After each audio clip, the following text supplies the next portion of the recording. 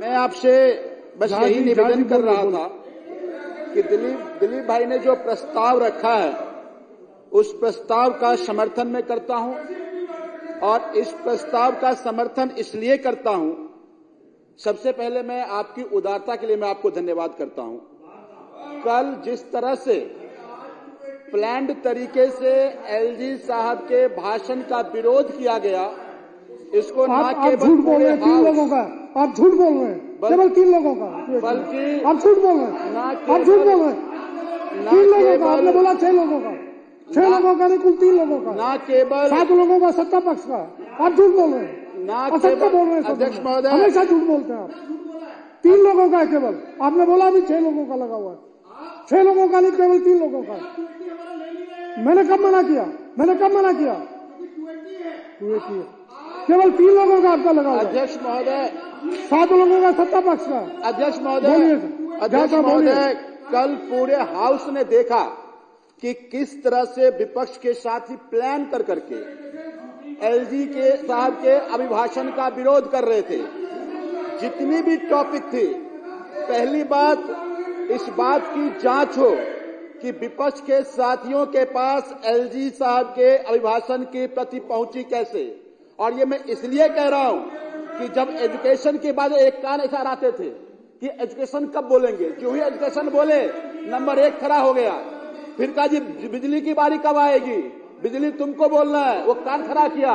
जो ही बिजली की बारी आई दूसरे से खड़े हो गए। स्वास्थ्य की बारी कब आएगी, स्वास्थ्य की बारी आई जिसकी बारी हम सब लोग समझ रहे कि अब बारी किसकी है, अब बारी किसकी है, क्योंकि वो कान अड़ाते थे। जो ही कान अड़ाया हमने कहा अब बारी इनकी है।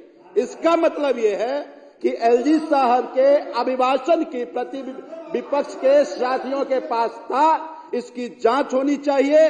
और फिर जो अभी दिलीप भाई ने प्रस्ताव रखा है उस प्रस्ताव पे कार्रवाई होनी चाहिए। अध्यक्ष महोदय, चूंकि ये पहला कोई वाक्य नहीं है, जब सेशन हुआ है, हर सेशन में हर दिन मार्शल आउट विपक्ष साथियों को किया गया है। हर एक चर्चा पे एक ही उद्देश्य केवल विपक्ष साथियों का रहा है कि किस तरह से उस चर्चा को डिसरप्ट किया जाए, हाउस के बिजनेस को डिसरप्ट किया जाए। हर बिजनेस में सभी साथी केवल शोर शराबा, केवल हंगामा, एक ही काम है विपक्ष के साथियों का।